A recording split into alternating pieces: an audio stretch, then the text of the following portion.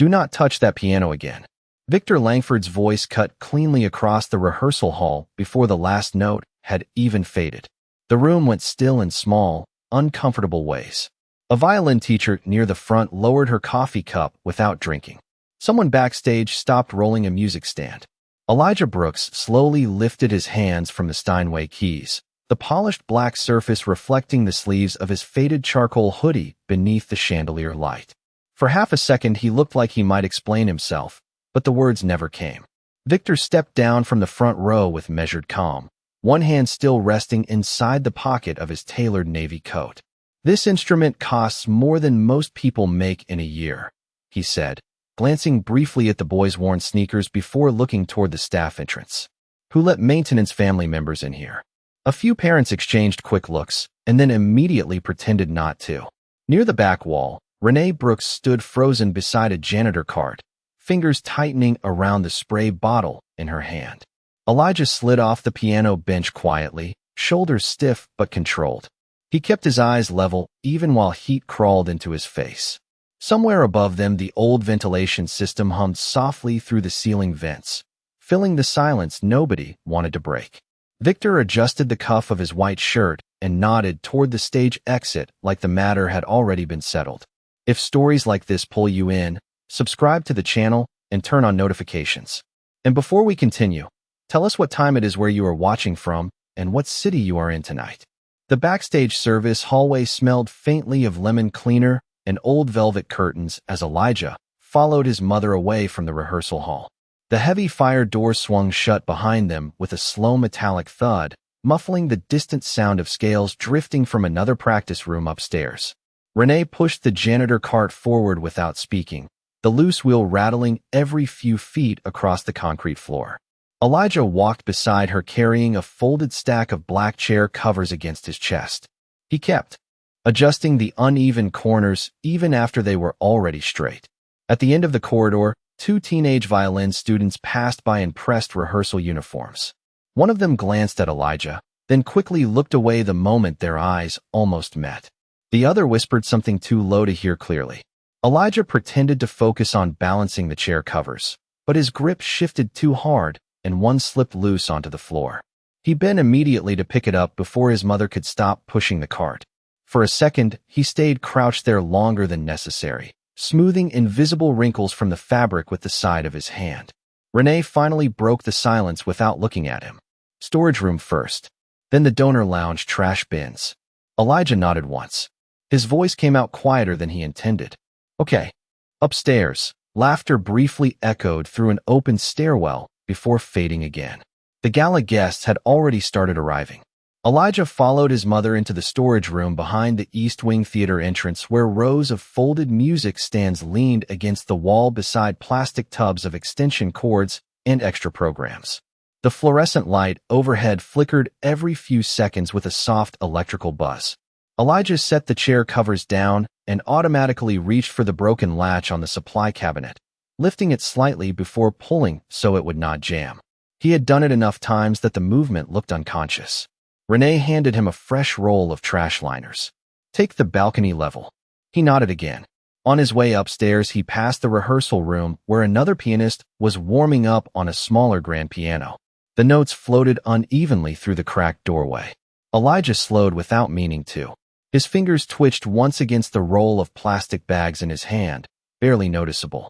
Inside the room, the student missed a left-hand transition during a Chopin passage and stopped with a frustrated sigh.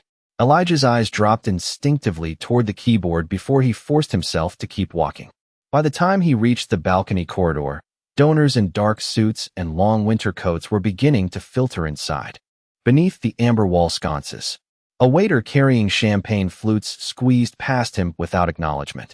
Elijah stepped aside too quickly and bumped the trash bin near the coat check table, sending a stack of folded event brochures sliding sideways across the marble counter. "Sorry," he said immediately, already straightening them before the hostess reacted. His movements became more careful after that, almost overly precise. He tied each trash liner tightly, pressed every loose edge flat, adjusted chairs that did not need adjusting. But every now and then his attention drifted toward the muffled sound of piano music floating up through the vents from the main hall below. Once, while replacing a liner near the balcony rail, he realized he had been staring down at the stage for several seconds without moving at all. Victor Langford stood near the front row beneath the chandelier light, speaking with two board members, one hand resting calmly on the back of an empty velvet seat. Even from 30 feet away, people around him seemed to angle their bodies differently when he spoke. Elijah looked down immediately and resumed working, though the knot on the trash bag tightened crooked the first time before he quietly untied it and started over. The balcony level grew warmer as more guests filtered into the hall, carrying winter air in with them every time the main entrance opened below. Coats brushed softly against velvet seats. Crystal glasses clinked somewhere near the donor lounge. Elijah moved carefully between rows with a handheld vacuum, keeping the cord gathered loosely around his wrist so nobody would trip. Every few minutes, another usher adjusted their posture or lowered their voice whenever Victor Langford crossed the aisle beneath the chandeliers. Nobody announced his movements, but the room shifted around him anyway. Servers straightened trays before approaching him. Board members paused conversations mid-sentence if he turned his head slightly in their direction. Even Clara Whitmore, who had spent most of the evening directing staff with brisk confidence, softened her tone whenever Victor spoke to her. From the balcony rail, Elijah watched Victor stop near the center section while a young pianist and her parents approached him nervously with a program booklet. Victor listened with polite patience, though he never fully faced them. The girl spoke too quickly and stumbled over her words. Victor gave a small nod at the end without smiling, then passed the booklet to an assistant instead of taking it himself. The family thanked him anyway like they had received something valuable. Elijah looked down at the vacuum switch a second too long before realizing it was already running in his hand. He clicked it off immediately when two guests glanced up toward the sound. A moment later, he resumed cleaning farther back near the shadows of the upper wall sconces. He worked steadily, though not quite as automatically as before. Once, while wiping fingerprints from the brass railing, he noticed his cloth moving over the same spot again and again without actually cleaning anything new. He stopped, folded the cloth neatly, then continued down the row with more deliberate movements. Below him, Victor took his reserved seat near the stage while three event coordinators quietly rearranged themselves around his line of sight. One of them crouched briefly to move a floral arrangement that partially blocked the angle toward the piano. Another adjusted the lighting cues after Victor glanced once toward the stage ceiling. No discussion followed. The changes simply happened. Elijah watched the technicians respond through the booth window high above the theater before lowering his eyes again. Near the rear entrance, a catering manager handed Elijah an empty tray without speaking, assuming he belonged to the service rotation. Elijah accepted it automatically. Halfway toward the kitchen corridor, he realized the tray was meant for wait staff, not custodial workers. He hesitated near the swinging doors, then quietly handed it to an actual server rushing past with flushed cheeks and a loosened bow tie. "Thanks, man," the server muttered without slowing down. Elijah nodded once and stepped aside as two donors entered the corridor laughing softly about investment portfolios and Aspen ski property. Their voices faded behind him while he replaced another trash liner beside the coat room. Through the partially open theater doors, he could see the Steinway on stage under a single pool of warm light. Its polished surface reflected the empty front rows like black water. Elijah glanced at it only briefly this time, but his pace slowed almost without permission. He adjusted the cuff of his hoodie against his wrist, then immediately reached for the next task before anyone could notice he had stopped moving at all. Down on the orchestra level, Victor leaned toward Clara and said something too quiet to hear. Clara nodded quickly and walked off toward the backstage wing with her shoulders pulled tighter than before. Several staff members moved aside the moment she appeared, already anticipating instructions before she spoke. Clara Whitmore emerged from the backstage corridor with a wireless headset pressed against one ear, her heels clicking sharply across the marble aisle. The expression on her face had changed. Not panic exactly, but something tighter, faster. Two stagehands followed close behind, carrying extra sheet music binders that had not been there 10 minutes earlier. Near the orchestra level, a murmur spread quietly between ushers. Elijah caught fragments as he replaced a liner beside the balcony stairwell. Flight delayed. Still stuck in Denver. 20 minutes maybe. He slowed just enough to listen before immediately pulling the trash bag tighter around the rim. Down below, Victor remained seated while Clara leaned toward him. She spoke carefully, one hand resting against the back of the empty chair beside his. Victor listened without interrupting. Even from the balcony, Elijah could see the slight shift in Victor's jaw before he answered. Clara glanced toward the stage afterward, then toward the backstage wing again, visibly recalculating something in her head. The audience had started noticing the delay now. A few guests checked watches. Someone near the center aisle laughed too loudly to fill the waiting silence. Elijah carried a stack of folded programs down the side stairs toward the lower lobby. As he passed the rehearsal hallway, he heard uneven piano notes from inside one of the practice rooms. The same Chopin passage from earlier stopped abruptly again. Then silence. Elijah kept walking at first. 3 more steps. 4. His pace shortened. He looked toward the half-open door without fully turning his head. Inside, the student pianist sat rigid at the keyboard while her instructor rubbed his forehead impatiently beside the metronome. Again for measure 32, the instructor said. Elijah adjusted the stack of programs in his arms, but one corner slipped crooked against his chest. He stopped near the doorway for half a second longer than necessary. His fingers tapped lightly once against the folded paper, almost unconsciously marking the rhythm. Then before he could fully reconsider it, he spoke quietly into the room. The left hand is rushing the pedal change. Both people inside looked up immediately. Elijah's shoulders stiffened the moment the words left his mouth. The instructor blinked at him. The student frowned slightly. For one uncomfortable second, nobody moved at all. Elijah shifted the programs higher against his arm. Sorry, he said quickly, voice flatter now. I just heard it through the hallway.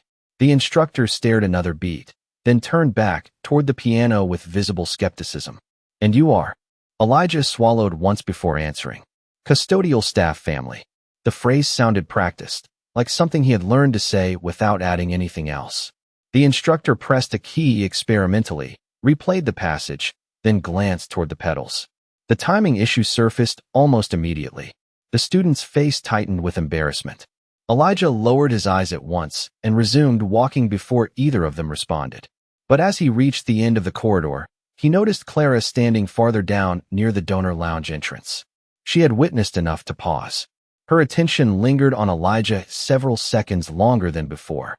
Across the theater, Victor turned slightly in his seat after noticing Clara was no longer speaking to him. When her gaze shifted away from Elijah and back toward the gala floor, she straightened almost immediately, smoothing the front of her blazer before returning to Victor with controlled professionalism. Victor listened to her explanation with a colder stillness this time, his fingers resting motionless against the armrest while the audience beyond them continued waiting under the heavy gold light of the chandeliers. The delay stretched past 15 minutes. In the main hall, conversations had lost their polished rhythm and turned uneven around the edges. A donor near the front row checked his phone, so often the glow kept flashing across his face like a metronome. One of the violinists backstage loosened her bow tie and began pacing in tight circles near the curtain ropes. Clara Whitmore stood just offstage with a clipboard pressed against her chest, while 2 production assistants spoke over each other beside her. The airport says another hour minimum. We cannot stall another hour. The live stream already started. Clara closed her eyes briefly before cutting them both off with a raised hand. Across the hall, Victor Langford remained seated in the front orchestra section, one ankle resting neatly over the opposite knee.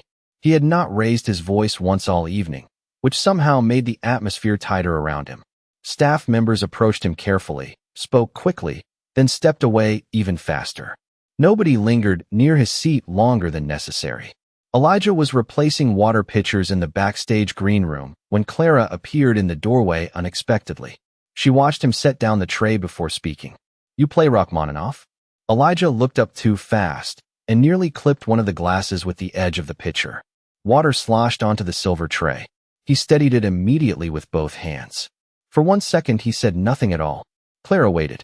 Somewhere down the corridor, a stage manager called for updated cue timing. Elijah lowered the pitcher carefully onto the counter. A little. Clara studied him like she was trying to decide whether she had already made a mistake. The second movement? Elijah's eyes shifted once toward the hallway before returning to the tray. Not perfectly. Clara glanced behind her toward the noise spilling from the theater. Her voice dropped lower. Can you get through it? Elijah rubbed his thumb once against the side of the damp glass before answering. Probably. The word landed awkwardly between them. Not confidence. Not refusal either. Clara inhaled slowly through her nose, then motioned for him to follow. Elijah froze half a beat too long before removing the cleaning towel from his shoulder and setting it beside the sink. His movements lost some precision now. He missed the edge of the counter with the towel the first time and had to pull it back into place. By the time he stepped into the hallway, Clara was already walking quickly toward the backstage wing. Elijah caught up beside her near the prop storage doors. My mother is working tonight, he said quietly. Clara kept moving. I know. If something goes wrong. Clara stopped abruptly near the stage entrance. The sudden halt made Elijah nearly run into her shoulder before he checked himself. Behind the curtain, the audience noise rolled through the theater in restless waves. Clara turned toward him fully for the first time. Something is already going wrong. Then she pushed through the backstage curtain. The rehearsal piano sat beneath a dim work light near the wings. Elijah stared at it without stepping closer. Several musicians nearby looked up from their phones as Clara crossed toward the instrument with him behind her. One percussionist raised his eyebrows immediately. Another quietly muttered, Seriously? Clara ignored them. Warm up quietly, she said. Elijah sat down slowly on the bench. His knees bumped the underside of the keyboard because he misjudged the distance slightly. He adjusted himself without looking up. The first chord he played came out softer than intended, almost swallowed by the backstage noise. His left hand hesitated entering the next phrase, then found its place again. A few heads turned. One violinist stopped tightening her bow. Clara remained standing beside the piano with both arms crossed tightly now. Elijah played through part of the second movement, not performing exactly, more testing the shape of the room beneath his hands. The old rehearsal piano responded unevenly. One middle register key clicked faintly before sounding. Elijah adjusted pressure instinctively and continued. The notes settled. Several musicians exchanged quick looks. Clara's expression shifted almost imperceptibly, though tension still sat visibly across her jaw. Then footsteps approached from behind them. The room straightened before Victor even spoke. He emerged from the corridor with one board member trailing several feet behind. His eyes moved from Clara to Elijah to the piano in complete silence. Nobody filled it. Elijah's hands stopped above the keys, but did not fully leave them. Victor stepped closer. Explain this. Clara answered immediately. We may need temporary coverage until Mr. Hensley arrives. Victor looked at Elijah again. Not curiosity. Assessment. Controlled and cold. Temporary coverage, he repeated. One of the stagehands quietly set down a coil of cable farther across the room and backed away. Victor moved toward the piano with calm, measured steps. Elijah stood automatically the moment Victor reached the bench. The movement happened too fast, his knee catching the underside of the keyboard again with a dull thud. Nobody reacted outwardly, but the sound seemed to hang there anyway. Victor glanced once at the custodial gloves sticking halfway out of Elijah's hoodie pocket. This is your solution? Clara held her clipboard tighter against her side. The audience only needs 20 minutes. Victor rested 2 fingers lightly against the piano lid. The audience notices everything. Elijah kept his posture straight, though one hand had curled unconsciously against the seam of his sleeve. He loosened it a second later. Victor turned toward him directly now. How old are you? 14. And you think you are prepared to sit on that stage tonight? Elijah opened his mouth, then stopped. The hesitation lasted only a breath, but long enough for several people nearby to look away on instinct. Finally, he answered carefully. I did not ask to. Victor nodded once, almost absently. No, you did not. The calmness in his tone tightened the room more than anger would have. Clara stepped forward. Victor, we are running out of options. Victor did not look at her. Then delay the program. The sponsors are already irritated. Better irritated than embarrassed. The words settled heavily across the backstage area. Elijah lowered his eyes briefly toward the piano keys. Reflections from the work lights slid across the polished surface in thin gold streaks. One of the orchestra musicians quietly packed away sheet music without making eye contact with anyone. Another checked the stage clock for the third time in under a minute. Beyond the curtain, scattered applause suddenly rose as the announcer attempted another stalling introduction.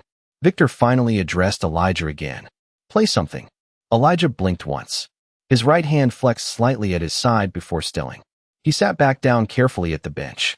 This time he adjusted the distance first. The room remained silent except for the muffled audience beyond the curtain and the low electrical hum from the stage lights overhead.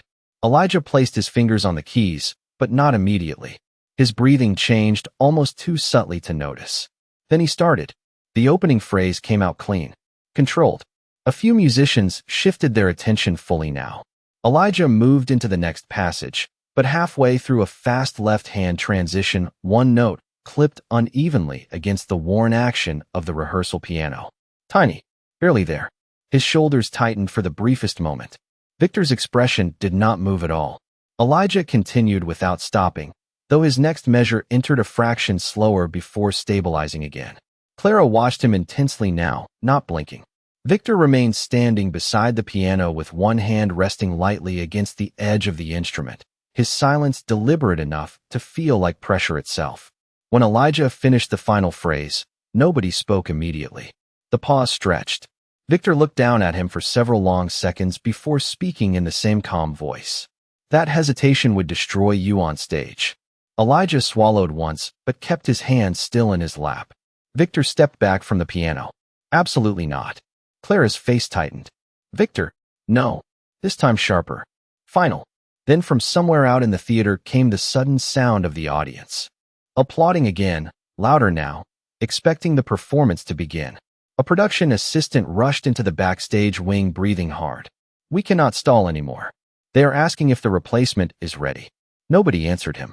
Victor looked toward the stage curtain while Clara stood frozen beside the piano, caught between the growing noise from the audience and the 14-year-old boy still sitting silently at the bench in custodial sneakers beneath the hot backstage lights. The applause from the theater faded unevenly into scattered coughs and restless movement as the audience realized nothing was happening yet. Backstage, nobody seemed sure where to stand anymore. The production assistant slowly lowered the headset from his ear after being ignored, then drifted toward the lighting console without another word. Clara Whitmore remained beside the rehearsal piano, one hand pressed against the edge of her clipboard hard enough to bend the paper slightly at the corners. Victor Langford said nothing further. He simply adjusted the cuff of his coat and looked toward the stage curtain, where warm light spilled through the narrow opening in soft gold stripes across the floor. Elijah stayed seated at the piano bench a moment longer after Victor stepped away. Not frozen exactly, just delayed by a fraction. His fingers rested loosely above his knees before he finally stood, slower this time.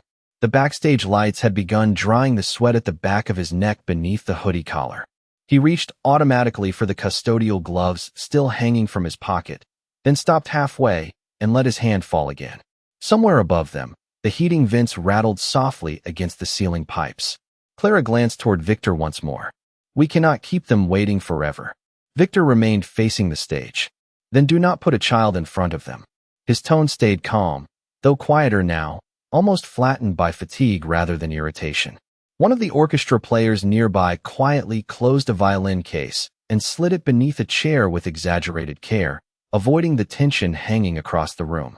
Elijah stepped away from the piano bench and moved toward the side table where half-empty water bottles had been left open by performers earlier in the evening.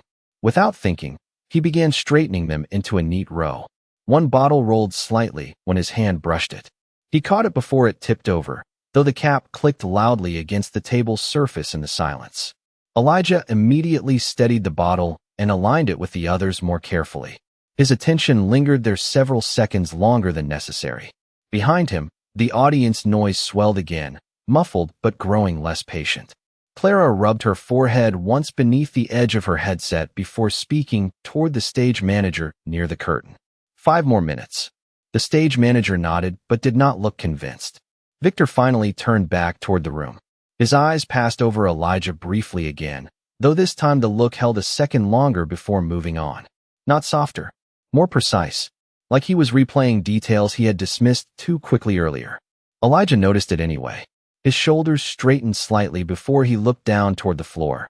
Near the piano, One of the musicians tested a few quiet notes on a violin while waiting. The melody drifted uncertainly through the backstage air before stopping midway through a phrase.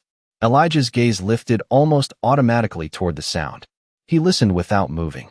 Then, very faintly, his right hand marked the rhythm once against the side seam of his jeans before going still again. Across the room, Renee Brooks appeared briefly through the backstage service entrance carrying a fresh box of folded hand towels against her hip. The moment she saw Elijah standing near the piano instead of working the hallway, her pace slowed. Her eyes moved from him to Clara, then to Victor. Nobody explained anything to her. She shifted the weight of the box higher in her arms and stayed near the doorway rather than stepping fully inside. Elijah noticed her a second later. For the first time all evening, his focus slipped completely. He opened his mouth slightly like he might say something, then closed it again. Instead, he crossed toward her and quietly took half the towels from the box without being asked. Their hands brushed briefly during the transfer. Renee held onto the remaining stack tighter afterward. "You should be downstairs," she said softly, careful not to draw attention. Elijah nodded once, but did not move immediately. The stage curtain rustled as another wave of audience movement passed through the theater. Somewhere in the hall, silverware clinked against china from the delayed reception tables. Victor watched the exchange from several yards away with unreadable stillness, one hand resting lightly against the back of an empty orchestra chair. He did not interrupt. He only observed longer now than he had before. Elijah finally turned back toward the service hallway with the towels in his arms, though his steps lacked some of their earlier automatic rhythm. Halfway to the doorway, he realized he was still carrying the black performance sheet music Clara had handed him earlier. He stopped, looked down at it for a brief second beneath the fluorescent backstage glow, then folded it carefully in half and slipped it beneath the stack of towels before continuing down the corridor. Elijah had almost reached the service hallway when the sound changed. Not louder. Wrong. Even through the thick backstage curtains and humming ventilation, the piano from the main stage carried a jagged hesitation that cut across the theater like a skipped heartbeat. Several musicians looked up immediately. The guest replacement pianist Clara had rushed into position 10 minutes earlier, stopped mid-phrase in front of the audience. One chord collapsed unevenly beneath the sustain pedal. Then another. Backstage, the stage manager grabbed his headset. "What is happening?" A burst of muffled audience murmuring rolled through the walls. Elijah stopped walking. The folded towels shifted slightly in his arms as he listened. Another broken transition echoed from the stage. This time Elijah turned fully toward the sound before he even seemed aware he had done it. Victor straightened near the orchestra entrance, his attention snapping toward the stage curtain. Clara pushed past two crew members and disappeared onto the wings. The piano stumbled again. Not missed notes exactly. Timing. The left hand dragging against the pedal changes under pressure. Elijah's eyes narrowed slightly. The same issue from the rehearsal room upstairs. The same uneven recovery. He set the towels down automatically on the nearest chair without looking at where they landed. One slid halfway off the cushion. Renee noticed him moving toward the stage and caught his wrist lightly for less than a second. Elijah paused. Her grip loosened immediately, but her eyes held on him longer. Neither of them spoke. Then Clara reappeared from the curtain, moving faster now, tension visible even in the angle of her shoulders. "She cannot finish the movement," Clara said sharply toward the backstage crew. Her hand locked up. Another fractured phrase drifted from the stage, followed by scattered, uncomfortable applause from audience members trying to encourage the struggling pianist. Victor stepped toward Clara. "End it. If we stop the performance now, every donor in that room will know. They already know." Clara looked past him suddenly toward Elijah, standing near the side corridor. The realization hit visibly this time, not gradual anymore. She crossed directly toward him. "The pedal timing," she said quickly. "You heard it upstairs before anyone else." Elijah's breathing shifted once, shallow and quick, though his face stayed controlled. Clara held his gaze. "Can you do this or not?" Victor turned sharply toward them. "Absolutely not." But Clara did not look at him now. "Can you?" Elijah glanced once toward the stage entrance where the audience noise had thinned into uneasy silence. Through the gap in the curtain, he could see the Steinway beneath the warm overhead lights and the replacement pianist sitting frozen at the bench with both hands in her lap. Elijah swallowed once. I can get through the movement. Clara nodded immediately. Decision made. The shift happened so fast several crew members straightened instinctively before she even spoke again. Move the bench height down 2 inches, she ordered the stagehands. Get him a clean jacket. Now. Victor stared at her. Clara. She finally faced him fully. Either a 14-year-old finishes this performance, or your gala collapses live in front of 300 sponsors. Victor opened his mouth, but no immediate response came. It was the first visible break in his rhythm all night. Tiny, but unmistakable.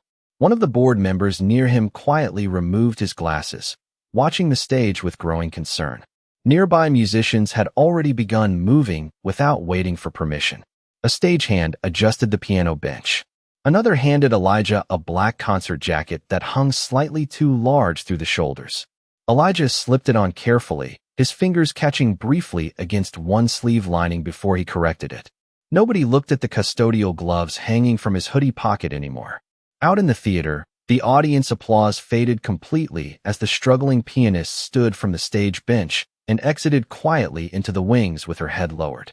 Clara touched Elijah lightly between the shoulder blades, guiding him toward the curtain.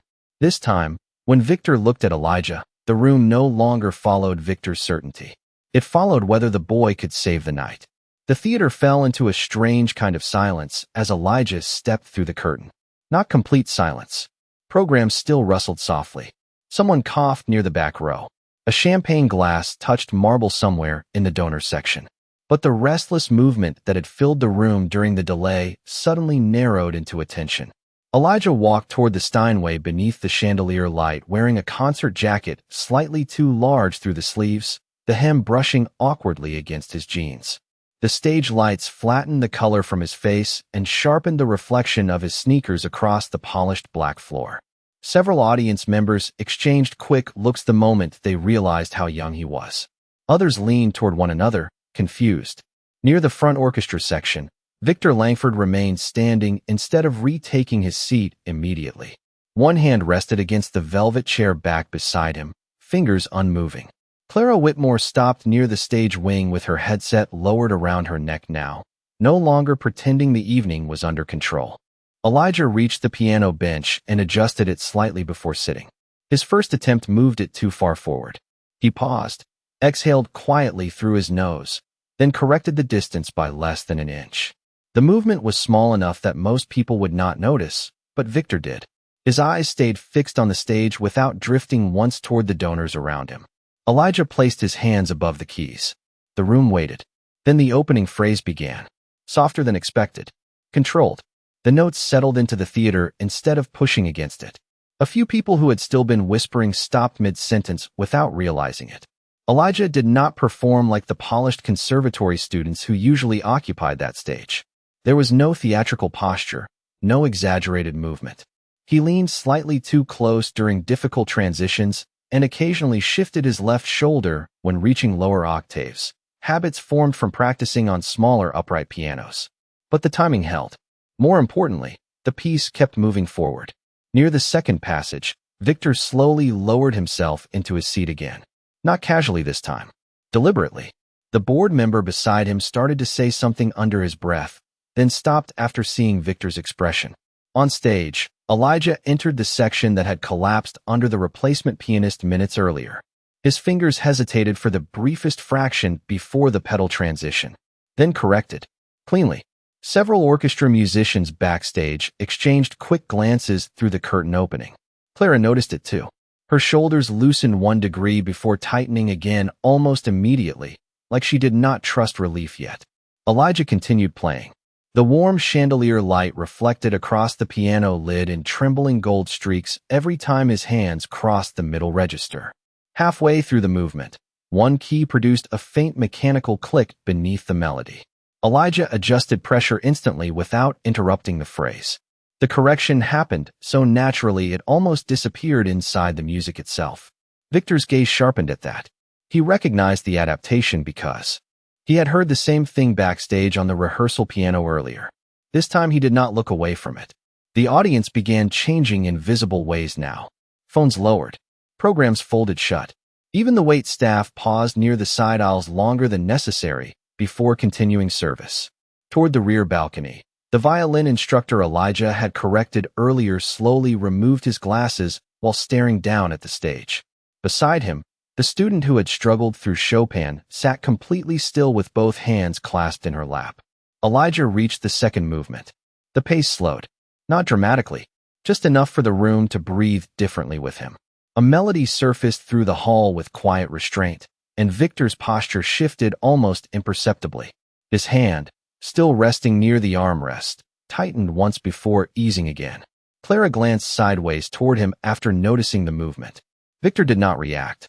He only continued watching the stage with an intensity that no longer looked supervisory. More personal than that.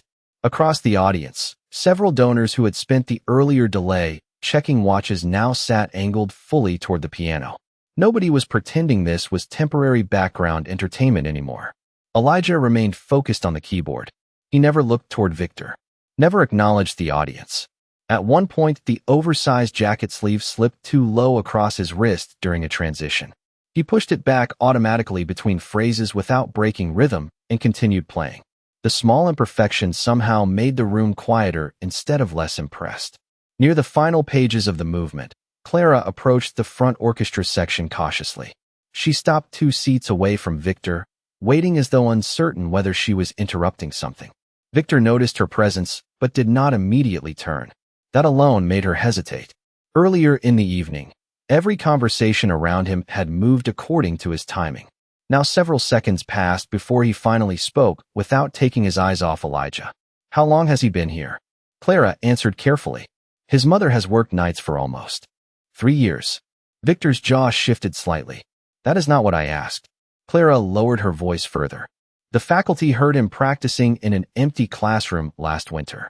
Some of them let him stay after hours sometimes." Victor looked toward her then. The pause before he responded stretched long enough that Clara straightened instinctively beneath it. But when he spoke, the sharp certainty from earlier was gone. "And nobody mentioned this to me."